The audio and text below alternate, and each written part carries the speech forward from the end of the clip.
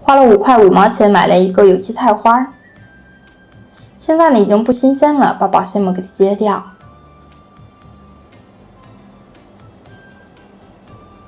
不用清洗了，直接把叶子先给它掰下来，然后再给它掰成小朵。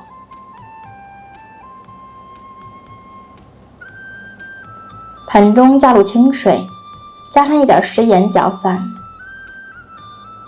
加入菜花，浸泡10分钟左右，可以清洗得更加干净。准备2块钱的鸡胸肉，先切成薄薄的厚片，最后再切成粗细丝，收入碗中。准备1根红辣椒，切成长条，盛入碗中。准备1小把的小蒜，随便切几刀。把菜花呢给它打捞出来，盛入碗中。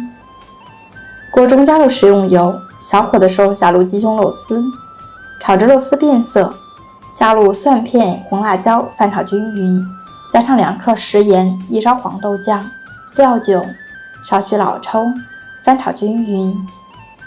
炒至熟透即可关火出锅，盛在碗中备用。烧半锅水，水开以后加上4克食盐，把菜花加进来烫软，盖上盖子焖1分钟左右，烫软就可以了，关火出锅。盛入盆中，在里面倒入凉水，快速的给它降一下温度，晾至不烫手，捞出来控干水分。盛入碗中，随便找一个碗，然后把菜花整齐的摆放在里面。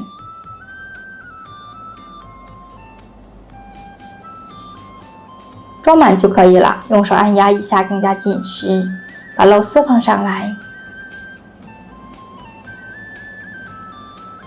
按压的紧实一点，平整一点。锅中加水，放上蒸笼，把菜花放上来。盖上锅盖蒸5分钟入味，5分钟以后打开盖子，然后给它取出来，放在桌子上面，扣上一个盘子，按压紧实一点，然后给它倒扣过来。最后呢，把碗拿掉就可以了，在上面撒上一点黑白芝麻，点缀一下。菜花这样做太好吃了，用来招待客人也是倍儿有面子，有菜有肉，而且不会太油腻，做法简单。无论是站着吃还是坐着吃，都是特别的香。如果您喜欢，就快来试试吧。